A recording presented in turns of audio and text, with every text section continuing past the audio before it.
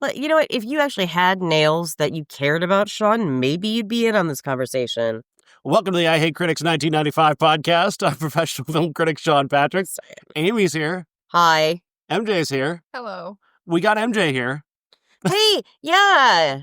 Have you missed MJ? Following a successful negotiation with this diva. Yeah. Your manager's kind of a dick. I don't know. He said I should go on strike for a little while. I don't know. Yeah, but when your aunt and uncle tried to call you and all of ours have to be rerouted through 5 people to get a hold of you, I feel like that's a bit much. Well, okay, I only hired the first one. It was Kenny that hired the rest of them. Not Kenny. God damn it, Kenny. I thought it was Ralphie. Oh, God. Oh, Ralphie. Ralphie's dead. Ralphie's buried.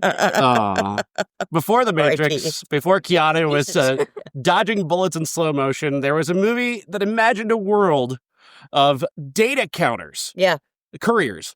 Cybernetic implants and information overload. What's funny is that you have to read the description of this film because none of us knew what was going on. It's the neon-drenched world of Johnny Mnemonic. Okay, who wrote that? Because neon-drenched world, my ass. It's kind of neon. A little bit. It's a little bit neon. 30 years of Johnny Mnemonic. Directed by Robert Longo and, of course, starring Keanu Reeves in the movie that has become one of his memes. Because of that one scene? I just want room service! We're going to get there, but I will just say this. We'll preface it with, that was my favorite scene in this film. So. And the $10,000 hooker. That's right. A cold Mexican beer. I'm here for that. I was definitely there for that. Yeah, that's pretty much the only thing anybody your age knows about this movie is this meme. That would make sense. I didn't even know it was a meme, so that's exciting. I didn't know that it was a meme either. MJ, would you explain to Amy what a meme is? Okay. Wait. I have to make notes on my typewriter. Hang on. Oh, fuck you guys. Bastards. What are we doing? I lost my headphones. Oh. Great. Now there's going to be a big old fucking pause in here. Great. Oh, I put the wrong one on. That's tough. Anyway. Oh, that happens. I know. So, Johnny Mnemonic, Keanu Reeves, he's a courier. He gets things jacked into his brain. Jacked. This movie's jacked.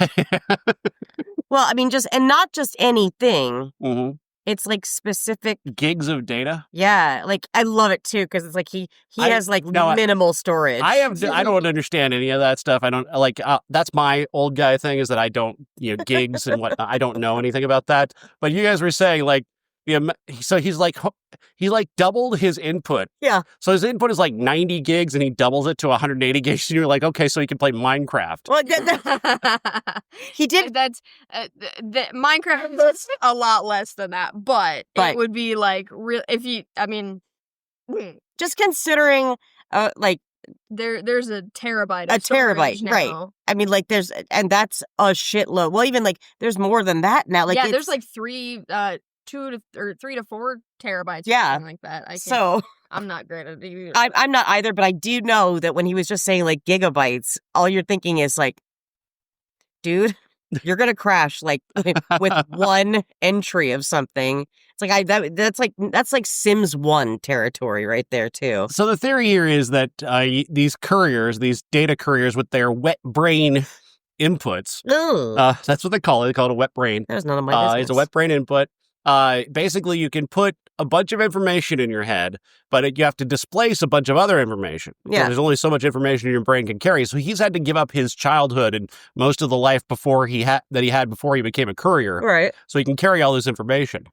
His newest job, he wants to get this out of his head. He wants to get rid of this. He wants it all to go away, but he can't get the surgery until he can afford the surgery. Right. And to afford it, he has to do one last job where he finds out that he's got to carry 360 gigs. So what'd you just say? My computer could hold more than he can. My lovely gaming laptop. You could hold the entire cure for NAS. I thought it was Nas the rapper when I saw NAS. I'm like, oh, Nas is in this too? But then that was before Nas's time, I think. But yeah, so he decides to go with it, even though he knows that this will kill him in 3 days. Because if you carry too much information in your head like this, It'll explode. or just your brain will melt or whatever. Yeah, whatever it is. So people want his head, basically. Yeah. So he has to go on a journey to the fabulous vacation spot that we all love, Newark, New Jersey. Oh, yes. Where are you going on vacation? Newark. I gotta get I'm leaving Beijing for Newark. For Newark. Like, it's just... How do I get the direct flight from Beijing to Newark? I'm sorry. No one is taking any time to go. And like, you have to understand. They glamorize it in this film, too. It's like, oh, it's in Newark. You have to understand that this is Generation X was raised on David Letterman. Yeah. And when David Letterman That's talks about true. Newark. Yeah. You get like a top 10 list and like Newark was on there. Like, you don't want to go there. Like, you don't have to know anything about Newark to know. Exactly. You just go by what Letterman said. That's true. That's very true. But it's free Newark. Yeah. This is where the low-techs live. The The low-techs, led by J-Bone. J-Bone. Ice-T. Ice-T in the role of J-Bone. Okay, so I have to say this because I know that neither two of you would know this, but if you are a Mystery Science Theater nerd, then all I'm going to say is Alien from L.A., Kathy Ireland, this movie is just like that movie. Is that her character named J-Bone? No. It's God, I don't even remember. It's something Sagnusum. That's her last name. That's all I remember. Wanda. Her name's Wanda in the movie. And it's terrible, as one can imagine. But there are people that were on Murder, She Wrote that were actually in Alien from LA, by the way. In this, I actually counted. I think we had 3 people that featured on Murder, She Wrote, so... Was Ice-T on Murder, She Wrote? Ice-T was not on Murder, She Wrote. Lansbury, like, she was pretty awesome hanging out with people, but I don't think Ice-T was, like, one of those that she would seek out. Was Takeshi Takano? No. Was not. The guy who played Shinji, maybe. I don't know. Okay. But, yeah, so... I'm always impressed when I see people that were on Murder, She Wrote in any of these 90s films, because usually that's when they appeared on Murder, She Wrote was in the 90s, so a lot of these people. So Dina Meyer, the great Dina Meyer, also on Murder, She Wrote at one point, I believe. My God, Dina Meyer. My God, Dina Meyer. The most interesting thing about this movie was Amy Googling her Instagram, looking up her Instagram and finding her in 63 years old and just looking like she looked yesterday, like in the 90s. Like fan-fucking-tastic. She's hotter now than she was in the Saw movies. Was she in the Saw? She was in the Saw movies. She's hotter now than she was on 90210. Yeah. I mean, and we're just saying, like, she is... I was looking her up because I wanted to see, where she was at. Bitch dances every single day, has got a banging body. Like... She inspired me. Like, all I'm saying is, like, I'm going to start dancing every single day because, like, she looks fucking fantastic. So, and it was really, like, she's wearing chainmail without a bra. That's a choice. That's a choice. That's certainly a choice. That's going to pinch those nipples. I'm going to tell you right now. By the way, my notes. Maybe that's the point. Pinching those nipples. I don't know what she's into.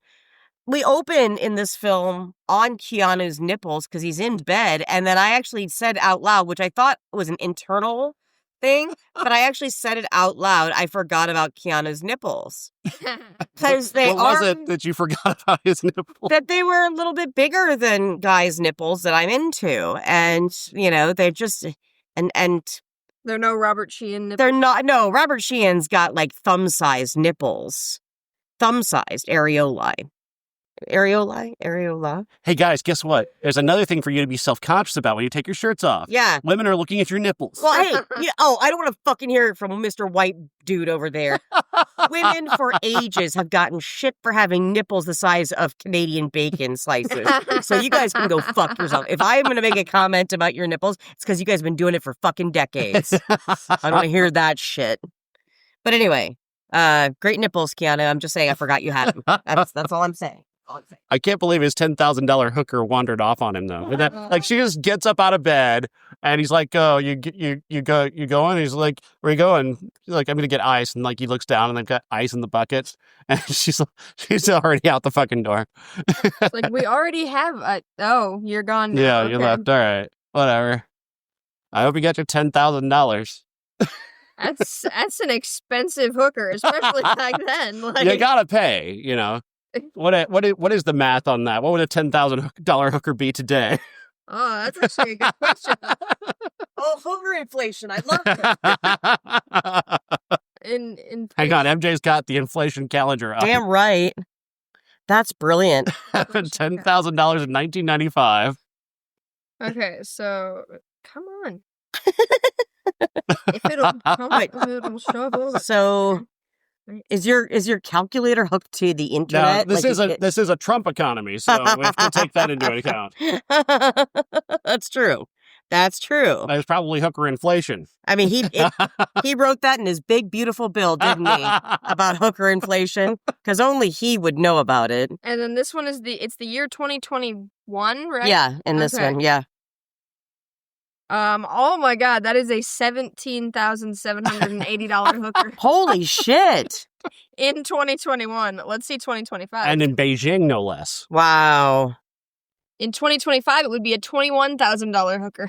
Goodness. That is some hooker inflation. My goodness. That's brilliant. Yeah, we'll get to that later on, because right before we close out the podcast, we're going to play it for you. Exactly. That when he talks about his hookers and his beer and stuff, because it is the best scene in the film. So again, the acting starts off in this film. It's very dry, and you're almost kind of like, this is not good. I don't think it's a great film anyway, but the acting just starts off sucking. Mm-hmm. It's really bad. Yeah. Keanu's really bad in that very Keanu way that he was back in the day. Mm-hmm. Hey, fuck off. Point Break was amazing. He had his way of doing things. He always did it the same way. He played every character the same way. I don't know what happened after, like, The Matrix. I think he just kind of embraced it, and then he's gotten more comfortable over the years. I think you're right. Yeah, because even when he did Bram Stoker's Dracula, it was still like, whoa. You know, like everything. It's like, dude, it's a different time period, Mr. Harker. I don't think you'd sound like that. I don't know. You can just tell what he's like. He's trying, but he doesn't know what he's doing. Yeah. I think Keanu, again, I think I've always had this theory that some actors are just better with a director who knows how to direct them, who wants to take the time to do it. And I don't think he's very often worked with directors who want to get something out of him that's very specific. Yeah, I think that's true. When you leave an actor like him alone to their own devices, you get Johnny Mnemonic. Thanks, Robert Longo. There's a reason why we haven't heard the name Robert Longo in 30 years. I was gonna say, didn't he become like a music video director? I don't know what he did. Like they do. No, ages ago. And again, let's just pop back in the time machine. Let's remember how Amy tends to get a little obsessive with actors, and I've done it since I was a very little kid. Of course. We're just looking at a picture of Robert Longo. He looks how you'd think he would look. He looks like he should be teaching yoga. He does. He does. He looks like he has he's in Kenny G's side band. Oh, that braid though. But it's kind of like, oh god, it's just so bad. Remember, if you're a fan of WCW wrestling or maybe the Chicago Bears, imagine Steve McMichael but slightly shrunken. Yeah. Or if you're into music, imagine Lou Reed had he built himself up to kind of be more like Henry Rollins, and then grew a really ugly braid. That's what I'm getting from Robert Longo. I'm getting strong art school teacher vibes. I am too. And he's definitely having an affair with this 22-year-old RA. He's definitely I'm getting 50 push-ups before bed guy. Oh, well, yeah. That's true too. Yeah, I see that. I'm getting diehard third villain on the call sheet vibe. That's great. God bless. Oh, I'm sorry, Robert. I didn't open this up to roast you. But also if you're a music fan, I'm just saying though too. Oh yeah, I know. That's what I said. You knew what video he directed? Yes. And you weren't going to mention that? I did. I said he was a music video director. You didn't say which video he directed. Which is a great video. The video for The One I Love by R.E.M. I said no one listens to me on this podcast. Every time it's like I might have something to say. I was even in the middle of talking about one of Keanu's roles that he was actually really, really good in. So there's two of them, but one of them was so unbelievably Keanu that's why he was so good in it. And then there was one called The River's Edge, which was so good. He was fantastic in that. I loved him in that. And then there was another one that he did called My Own Private Idaho, which I really loved, and I thought he was great in that too. We did that on the big show with me and Bob. We did that movie. You hated it? And no, we loved it. Oh, good. Because he's working with Gus Van Sant, who's a director who does want to get something specific out of you, and he's a good actor's director. He'll work with his actors and get them to do the things that he wants them to do, and that's really what a guy like Keanu needs, is a heavy-handed director. Yeah. I think that's fair. And it can bring out a really good role. So yeah. Thanks, Robert Longo.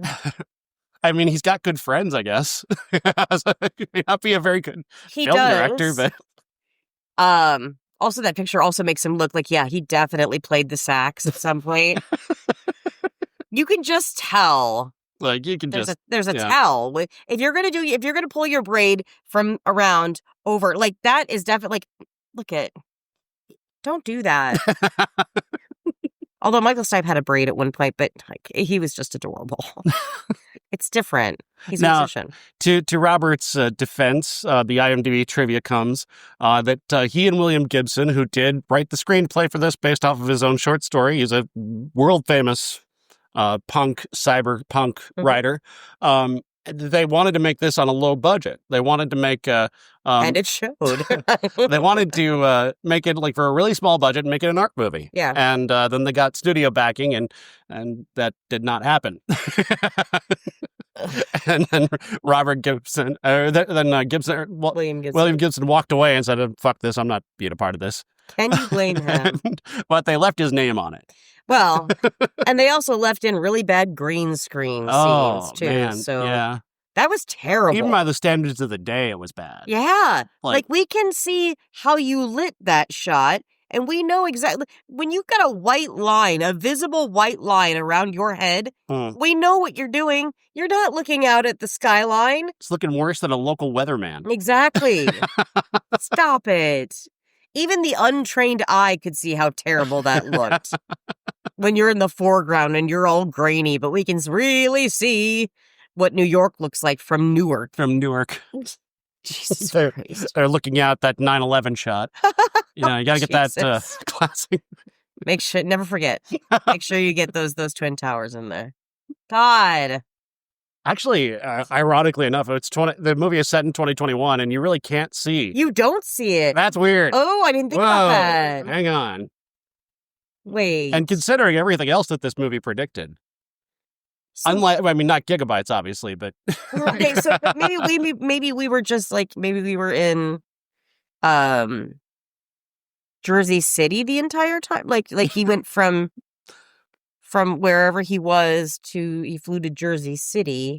I don't know where Newark is compared to New York. You're right. I don't really either. I know Jersey City, like you can see Manhattan from Jersey City, but I don't know. Regardless, it didn't look good. No matter what it was, it didn't look good.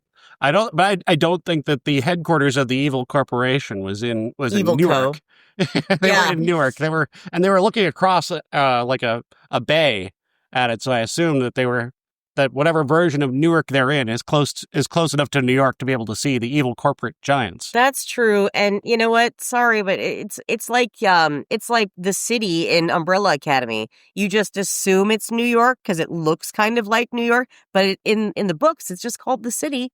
So it could be any city really anywhere technically. But I mean, obviously if they were going to be in Newark, I'm from any city, USA. Any city. Any town, Iowa.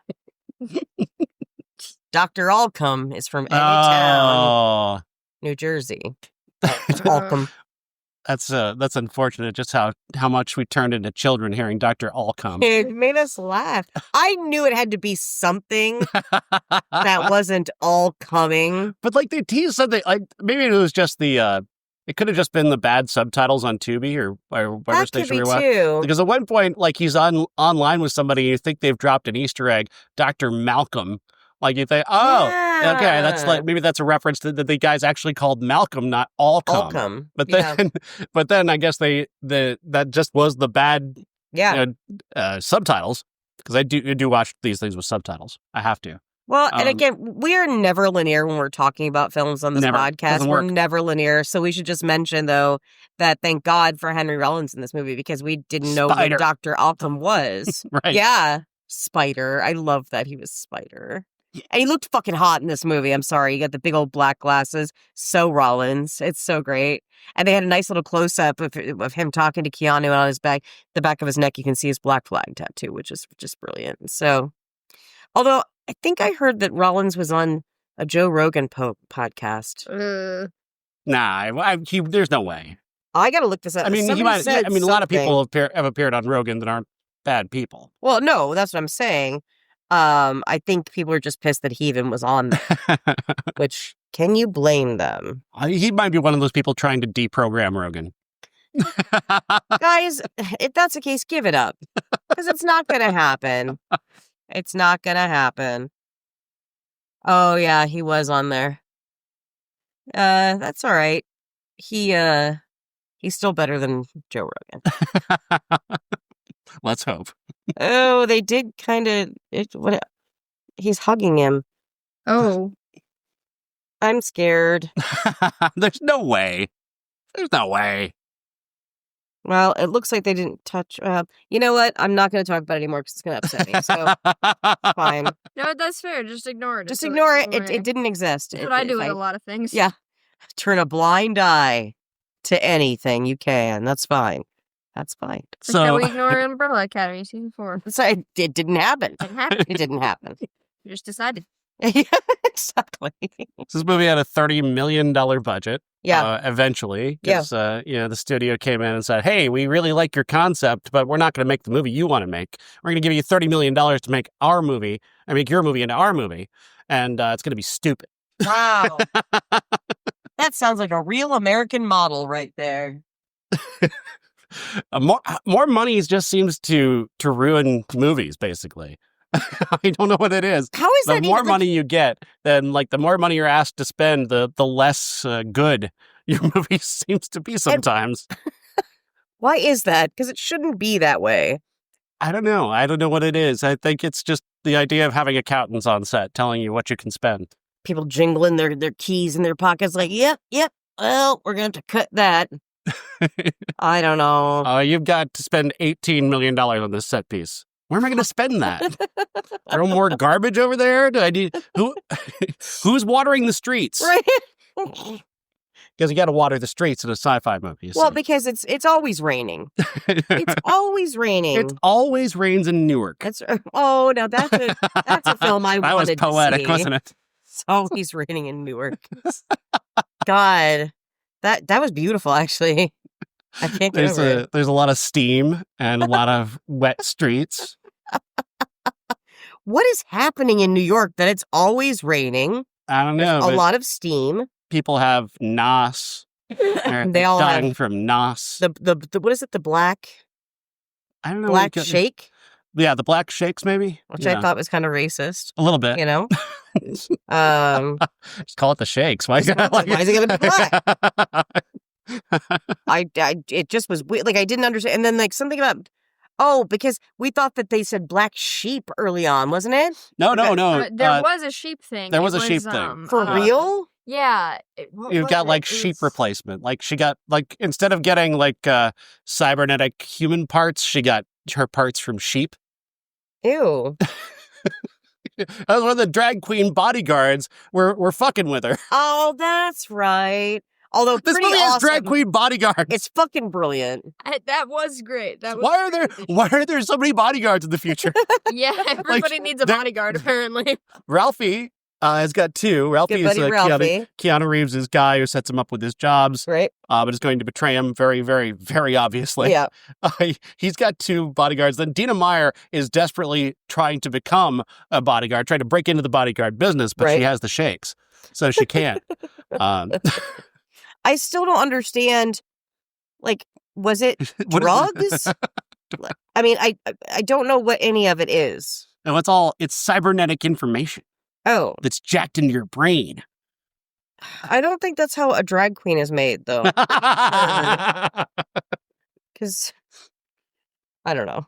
I think only one of them was a drag queen. Well, I mean, you can be a woman and dress up like that and still do drag. Fair enough. So, I mean, I'm just saying, but like, you know, I would love to have Trixie and Katya be my personal bodyguards. I'm sorry, that would be fucking amazing. And they're both like 6 feet tall, so they would just stomp you. So don't even fucking come near me. I love that. And apparently, I mean, conservatives are desperately afraid of drag queens. So it's a great way to keep them away. That's exactly why I love them. God bless Texas. That's great. What is this future bodyguard economy, though? I don't really understand quite. Yeah, there's like a ton of them. Because I'm never going to get a job being a bodyguard. Look at me. I'm 4'11". I'm built like a beer can. How the fuck am I going to get a job like that? What am I supposed to do? Built like a beer can. Wow. Crack me open, guys. Crack me open is all I'm saying.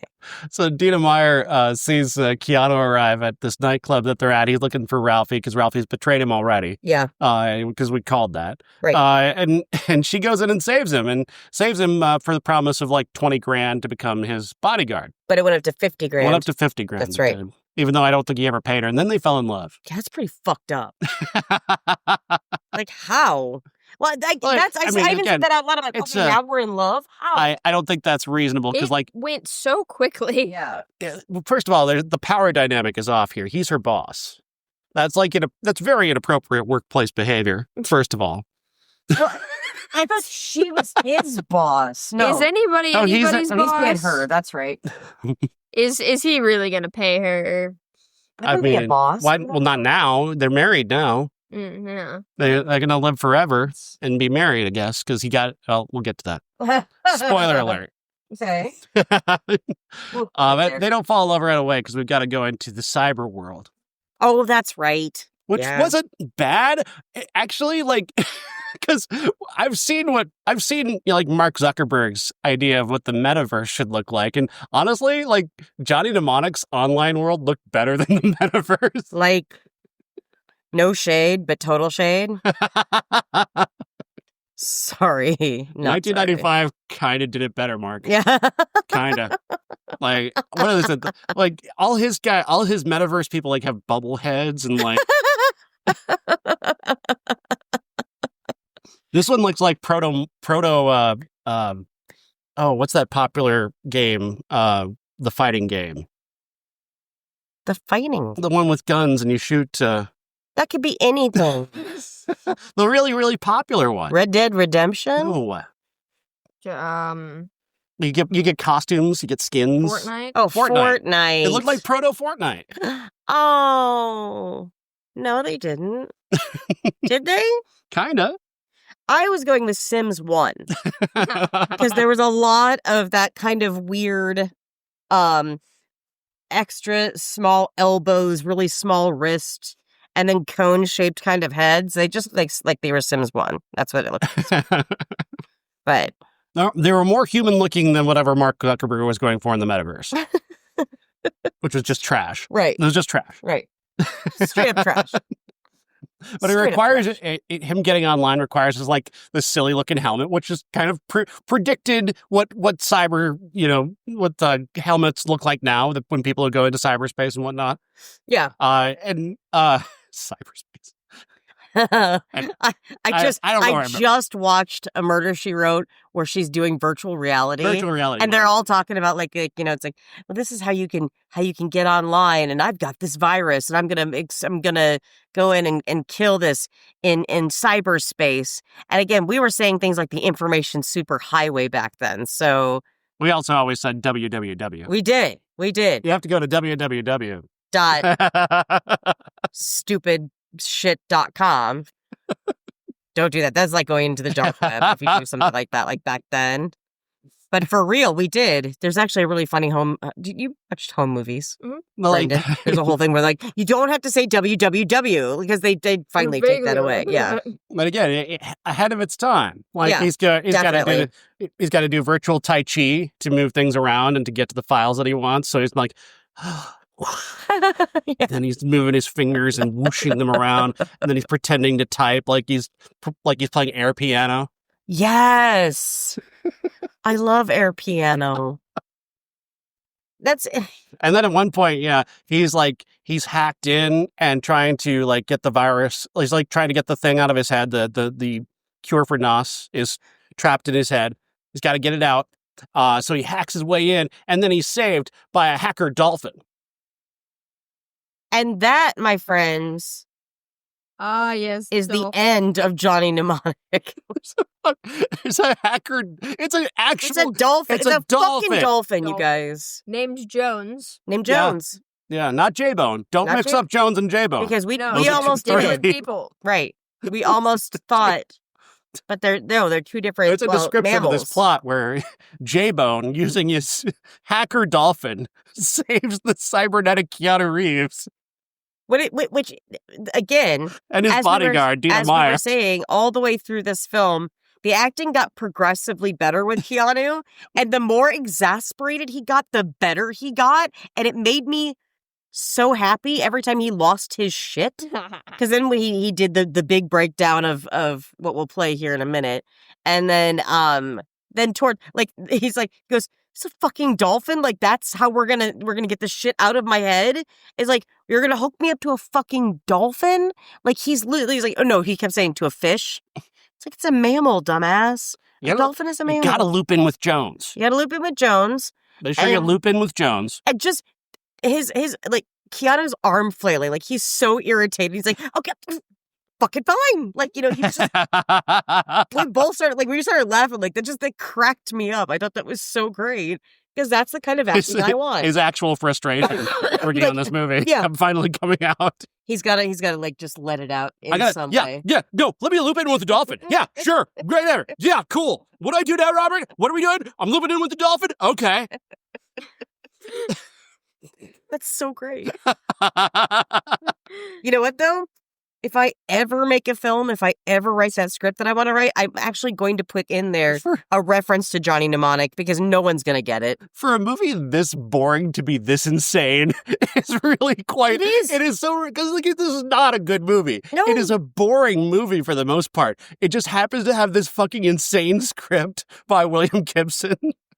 It is super unhinged, this movie. It's total nonsense. Yeah. It's complete nonsense from beginning to end. Which is why I love it. But it's so boring. Ice-T plays a character named J-Bone. See? And that's the most entertaining thing about him. His name is J-Bone. I didn't think it was boring. I just thought it was confusing. And I got upset because I'm like, maybe I just am stupid because I'm not following this at all. You were bored because you were puzzled. Or you were engaged because you were puzzled by it. I was. You gotta there's my favorite episode of Red Letter Media is the one where they watch Ryan's Babe, and Ryan's Babe is just the most confusing film ever made. It's this Canadian romantic comedy, maybe? I don't know. Let's call it that. But it's like it's a series of shit that just happens. It's Wow. like they weren't entertained by it in any way, but they were so confused that it was so engaging they couldn't like let go of it. Wow. And that's this movie for me. It's like I'm so like I was bored by it, but you were like engaged by it just because you were confused. I was so confounded. Like, also the audacity. I mean, to me, it's like, if don't make a movie, if you're not going to explain to me what the fuck is going on, like, and not only that, but like, don't make me read at the beginning of this film. And not, you scroll it so fast, I couldn't read it because I don't comprehend things well, you know? And I just felt really stupid. Like, this movie made me feel stupid until I started seeing Keanu go unhinged. And that's when I was like, yep, this is great. This is great. That part of it is great. But like, my stupid ass is like picturing him doing the unhinged shit in John Wick, because he never does it in John Wick. John Wick, he's just a fucking badass. But in this, if he did that in John Wick, like had like just like flailing his arms and being all crazy, it would be an entirely different film. John Wick, I think. To me. Another key to directing Keanu is something like John Wick, where you just don't have him talk very much. Yeah. You have everybody else talk about him and how amazing he is. Yeah. And then he doesn't have to do anything. No, and the great thing is, like, you believe it. Yeah. That he is that amazing, because he's a fucking badass in those movies. I love the John Wick films. They're fantastic. I do too. And yeah, I love Keanu. But yeah. Like, he does, for the most part, he's not a great actor. He just, like, he needs the right setting. He needs the right, you have to really employ him in just the right way. Yep. And let him go crazy. That was the best part. I should be careful what I say about him. The Keanu mob will come for me. Yeah, because like this man, anything he does can become a meme. Not just this, but like sad Keanu was like a thing. Oh, remember? Like just him sitting on a bench looking sad. Well, that was right after his girlfriend. And like the entire internet was like, oh, Keanu. Mm-hmm. I just embraced him. He became more than Keanu. He became super Keanu. He became our Keanu. He became Mecha Keanu. Yeah, which we wanted. Keanu is a national treasure. He just is, and I love him so much. And again, like when I was obsessed with him from the ages of 14 to 15, I managed, just like I always do to this day, when I'm obsessed with somebody, I have to watch every film, every TV show. So I've seen everything he's ever done, except I like stopped after, like, I think, actually My Own Private Idaho, I think is the last time that I was kind of over him at that point. But like, I went back, and this is before we had IMDb, so I had to go to the library to look up everything he'd ever been in on the microfiche to find his filmography. And I was pretty awesome, because I got to see, I'd definitely gotten to see him do things that I thought were really good, that he was really good in. Microfiche pushes me off into just a brief tangent. I had to recently go get my birth certificate, because my birth certificate was missing. And it's only on microfiche? Sadly, yes, because I happen to be 49 years old, and they're still trying to digitize records. I am old enough that, yes, to retrieve my birth certificate, they did have to go to the microfiche. Meanwhile, a person brought in their baby to get their birth certificate, and it took like 10 minutes. It took me 45 minutes to get out of there. 10 minutes, they had it printed off, and it was basically just being held up by signatures. Just had to sign shit. It's your fault for being old. It's government. That's Doge right there. That's government efficiency. All right there. 45 minutes. Still on microfiche. Thanks, Doge. Solve that problem, Elon. For fuck's sake. No. Shithead. He wouldn't do that for liberals. He'd do that for his friends, though. You want to talk about government efficiency, though? Fucking, there are still government agencies using fucking microfiche. Maybe work on getting that stuff into, I don't know, a modern technology. I don't know. Maybe that would be efficient. Elon. But you know what is so fucked up about this? Like, when you're talking about, like, they had to look it up on microfiche. All I keep picturing is, like, dusty roads and covered wagons. Like, that's us. We're outdated. We're outmoded. Oh, my God. We're horrible, old, craggy bits of nothing. Speak for yourself. No, I'm speaking I'm a for youthful you. young person. You're a year older than me. And not even really a full year. Check out Granny over here.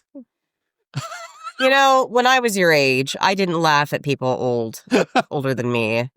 I made friends with them because they had what I needed and they bought me beers. So, I mean, I don't know. I do that too, but, you know, I also laugh at people, so. You know what? Round it out. You'll be this age one day, too. So to get back on track a little bit. No! Do you know how Keanu found this script for this movie? It was in somebody's dumpster. No. This is just a rumor, according to IMDb trivia. The script was rumored to have been dumped on his doorstep at his house, a tactic that piqued his interest and led him to accepting the role. Well, if that's the case... Amy's got a screenplay for you. I've got a screenplay for you. I'm just going to need that address. Just need the address. Give me that address. I'll throw that screenplay right on your doorstep. There you go, budding screenwriters. Just get your unique script, get your Johnny Mnemonic sequel onto Keanu's driveway. I'm also going to need Robert Sheehan's address in Ireland. I've got a few things that I think he'd love to read. I'm just saying. A lot of fan fiction. There you go. Not surprisingly, William Gibson trashed the hell out of this. Of course he did. He's still the only credited screenwriter, but yeah. He was so angry, wasn't he? Oh, he was so mad. He hated this so much. I just remember it being marketed to us. Again, we're getting ready to leave our teens as this is coming out. And, you know, I'm 18. I remember the commercials for it, and I'm like, what the fuck is that? And again, I was kind of getting out of him at that point. So it was like, oh, I don't want to see that. Just because whenever I would see like anything that had to do with computers and shit in film, I thought that was like painting your wall beige to me. I had no interest in anything like that. That or like, you know, films about the army or, you know, like submarines or like anything like that. If it had any sort of brown tone or if they're just mumbo jumbo jargon, I immediately shut down and go to my happy place because none of that is interesting to me. So watching it now that I accept that there are really boring things out there, I think we've seen worse. Like, you know, I mean, Crimson Tide was technically a better film than this, but I was still bored because it's that kind of shit's just boring to me. So it's hard for me to keep up with something like that unless it goes unhinged like it did for that one moment, which I thought was great. Just that one. There's that single moment of him. It was so good. Can we play it? Go ahead. I gotta play it because I was so just moved. Like I was laughing at this. Hang on. What the fuck is going on?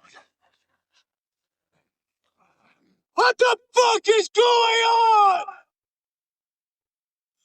You know, all my life, I've been careful to stay in my own corner. Looking out for number one, no complications. Now suddenly, I'm responsible for the entire fucking world. And everybody and his mother is trying to kill me if my head doesn't blow up first. Maybe it's not just about you anymore. Listen. You listen to me. Here we go. See that city over there? That's where I'm supposed to be. Not down here with the dogs and the garbage and the fucking Last of Us newspapers blowing back and forth.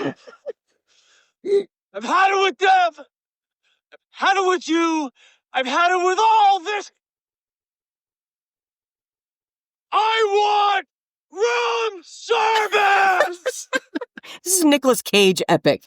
I want the club sandwich. I want the cold Mexican beer. I want a $10,000 a night hooker. 21,000. I want my shirts laundered. Like they do at the Imperial Hotel. That's his Brad Pitt Fight Club monologue. It's so good though. When he's that angry that he's actually making like saliva come out of his mouth. It was so good. Like I said, it's just Nicolas Cage epic, but like it's so good. We're just lucky that the producer left the camera running. Yeah. The director left the camera running while he was ranting at the producers about where he really should be on this instead of being in Newark that night. That's where do you want to be tonight? How about Newark? It's not enough Newark. Not even in the script. That's just him ranting about being in this movie. Fucking Newark. So I mean, it's very entertaining. It's bad. It's bad, but it's the most real he was the entire film. But you never go full Nicolas Cage. You never go full Nicolas Cage. Unless you are Nicolas Cage, you never go full Nicolas Cage. If you feel yourself starting to go Nicolas Cage, make sure you call a friend. Get a sponsor. Do something, because it's not going to end well. Try bupropion. Stop it. Lipoenza. No, that's enough. That's enough. It's a treatment for Nicolas Cage. Oh my God. No, you Brelvy for you. You can tell we watched this on Tubi. God. They seem to ramp up the commercials as the movie goes on. They really Oh my did. God, The commercial breaks get longer. More. It was ridiculous. They're all from My Brelvy or Ugh. Liberia. Stop it. You stop it right now. I'll never get that time back. All these vague medicines that do vague things about potentially curing vague other things. Yeah, like I actually got the things while we were watching this movie. It's like, well, I guess I need those blues or whatever they're selling. Tell your doctor. What? Tell my doctor what? Because I am already a hypochondriac. So I'm going to need all of these medications. Who are you, Robert Kennedy Jr.? Like, I think compared to my voice from 2 weeks ago, I think I sound pretty good. Thank you. Every time I walked out, like I was so sick and I had no voice. Every time I walked out into the living room, Sean's like, "What are you, RFK?" Because I couldn't talk, and it was just like, I'm like, "Fuck you, dude!" I think I couldn't even get it out. My voice was so crunchy. It was terrible. I swear I had a brain worm. The brainworms are in his vocal cords now. Oh, God. Can they just eat the rest of him, please? Jesus. Before he kills a bunch more children? No shit. God, somebody. Sorry. Cheryl, you have that pillow next to him, right? Just pop it over his head. Come on, Cheryl. You have the Come chance back. to be a hero. Yeah. Be the hero we all want you to be. Come on. These are jokes, not threats. Oh, my God. Guys, they're just jokes. We're lazy. As much as we hate these people, We're way are too lazy. lazy to Yeah. commit murder. If somebody else would have do the it, that's fine. time. Yeah. We can't get out there to do it. No, we live in Trump's America, so we have to work 3 jobs. So there's like, we're not going to be able to do this. So. Of the time or the energy. Or the energy. To murder. We don't have the health insurance. No. So, I mean, like, I don't know what to tell We you. gotta watch Johnny Mnemonic. We have to, We gotta try and understand Johnny Mnemonic. we have to do it for free because no one will go onto our fucking Patreon. There's a guy named J-Bone in the movie. J-Bone. Ice-T. J-Bone, Ralphie, Spider. Ralphie even spelled his name with an I at the end. No, Ralphie. You done it with a heart. R-A-L-F-F-I. 2 Fs on Ralphie. Ralphie. Played by the legendary Udo Kier. I know. His face always scared me. He's got gorgeous eyes, but he looks like he's going to kill you in your sleep. Like, he definitely has that look. And, we had Toad is in this movie. Toad. And Stump. And Remember Strike. Remember Stick? Stick. Stick, who had the speech impediment? I loved that. Stick. He dropped a bug on Spider. That's right. He definitely dropped a bug on Spider. Oh, my God. This movie is so weird. I'm going to drop a bug on him, What guys. even happened? I'm gonna drop a bug on Spider. Jesus. We haven't even mentioned it. Dolph Lundgren is in this movie. Playing Jesus. He plays a preacher. Who's like, his way of killing people is to nail them to a cross. Yeah. With your own knives, which don't use mine. That's not what they're meant for. All this insanity. There's a guy named Hookie in the movie. Hookie? There's a bartender named Hookie. Yeah. Again. Not to mention the way that people get killed in this movie. It's either they're getting crucified in one way or the other, or they're being sliced by a ham slicer, which is so weird. Like, it's like it's red tooth floss, and he's just slicing people right down the side, you know? Or like cutting them in the middle. Yeah. Ralphie's death was gruesome. Oh, God. Then you're just watching, like, the meat of the body just slide off on the side. That was wild. Especially when people would lose their heads that way, too. That was the same guy who had the coke nail, the coke thumb.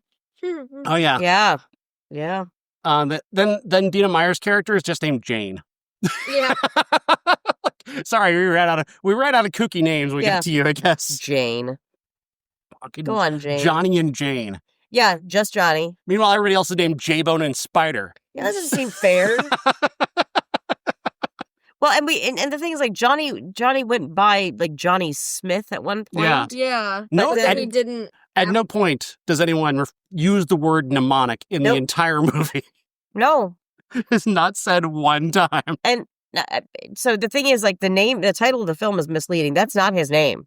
That's not his name. You just couldn't call it Johnny Smith, though, huh? Johnny Smith or just Johnny. Just call it Johnny. Just Johnny. Johnny. Or you know, but like, yeah, it's like Mr. Mnemonic. Like, so don't even try, because it's not his name. It's not on his driver's license. It's never mentioned in the entire movie. Nothing. You had a justification for it. I did. You did. You said something that kind of justified why they made that the title. Yeah, that he has a mnemonic device in his head. That's why. That's why. And that's your own canon, though, because it's not in the movie. It's not in the goddamn movie. If you know what I find, it's always better if you make your own things canon. Because, like, for us, season 4 of Umbrella Academy doesn't exist. That's for us. Yeah. None of those things in there were canon at all. Yeah. None of those things exist. They don't fit into the timeline. Nope. They're a separate universe. Yep. They all just went off and they were all happy and lived their lives. That was it. Yeah. That was it. So I'd rather live in that world than have to live with actual canon of anything, because usually they fuck it up. So. I was just noticing something about there's a pair of twins in the movie. Twins freak you out. Oh, don't. Fucking you don't get to stand next to somebody who looks exactly like you. Don't do that to me. The twins were played by Caitlin and Aaron Carmody, whose only other role was in Silent Hill. Name me one film. One film that is not freaky. With real twins. What about the twins from The Shining? That's what I'm saying. Oh, yeah, you're right. They were really uplifting and didn't freak anyone out. That's right. No, twins. I'm sorry. I have second cousins that are twins, and I love them. But when they both looked exactly alike and stood next to each other, I swear to God I was having a stroke. I can't look at twins because you scare me. What you just one of you put a different color on, just so I know. I blame the parents for that. Oh. Why would you dress your twins in the exact same clothes? Yeah, you can't do that. You gotta color code those fuckers. Right, don't do it. Don't do that. That's how Rami Malek and his brother, his twin brother, the one went to take a test for him in college, and he passed because the one brother knew more, so they switched each other's identity. Like, don't do that. Lindsay Lohan doesn't really have a fucking twin. Haley Mills doesn't have a real twin. You can make movies without using real twins. I don't want to see two people looking exactly like next to each other. You're going to kill me in my sleep. I know what you're about. And don't even get me started on fucking triplets. I'm not gonna do it. You would not like the incredible documentary 3 Identical Strangers. Nope. That movie, MJ, you've got to see this. It's a story about 3 guys in the 1970s, or late 70s, early 80s. Two of them are going to college, and one of them's like hanging out somewhere, and he's like, gets called by another name, and like, why are you calling me the other name? Who are you talking about? And so this guy tells him, oh, well, you look exactly like this other guy who goes to this college. And he introduces them, and they look exactly the same, but they were not raised together and did not know the other existed. And so they start hanging out, and it's like, oh, we must be brothers because we look exactly alike and we like all the same things. Then it turns out they're not alone. There's a third one who sees the newspaper story about them and comes out like, hey, I look like you two guys too. No. No. Yeah. Wait, so are they actually twins? They are. Or triplets? They are triplets. So they were all separated at birth? They were separated at birth. Fuck those Triplets separated at birth. It's rough. So much more insane than that. How does it get more insane? You have to than watch that? the documentary. You have to see it. It's so incredible. Oh my God. Yeah. Well, that's my recommendation for this week. Amy, do you have anything you want to recommend to people I'm gonna that they watch? I'm going to recommend the notes that I took. Let's see. Like rats in the walls of the world. Ah, yes. That's J-Bone and the Low-Tex. They live like rats in the walls of the world. And next time, knock, Baldy. That was right in the beginning. And like nobody said anything. I'm like, I know, I'm putting it in the notes. And Fuzzy and I's favorites. Sorry about your recent sadness and loss. Oh, Your recent sadness. I just think is that's a great band name. Your recent sadness, opening for Modest Mouse in 2005. For your recent sadness. And it's like, and they're speaking in Japanese, and then the guy goes, "Okay, no, don't try to talk to me in Japanese anymore. You are making a fool of yourself. Just speak to me in English." And then they went right to English. What was the point? Like your recent sadness. I'm going to say that to more people. I'm sorry. I'm suffering from recent sadness. It was a Japanese man talking to a Chinese man. The Chinese man is trying to talk to him in Japanese. And he's like, fuck that. Don't stop. I can't understand a word you're saying. I am so not worldly. Is that what happens when people, when people are speaking Spanish and people are speaking Portuguese? Because, I mean, they're so similar. And, I'm just wondering, the Portuguese, they're just like, dude, fuck off. That's not how we say it here. That's like when we go to Boston and try and listen to those people talk. Oh, I'm no. There's an R on car, people. I'm not fucking doing that with you. Park the car. Oh, fuck off. No. All right. Next week, it's gonna get romantic because we're gonna be talking about the bridges of Madison County. Oh, we're not doing that one. No. Yeah, Meryl Streep. Oh Come my on. God. The legendary Meryl Streep.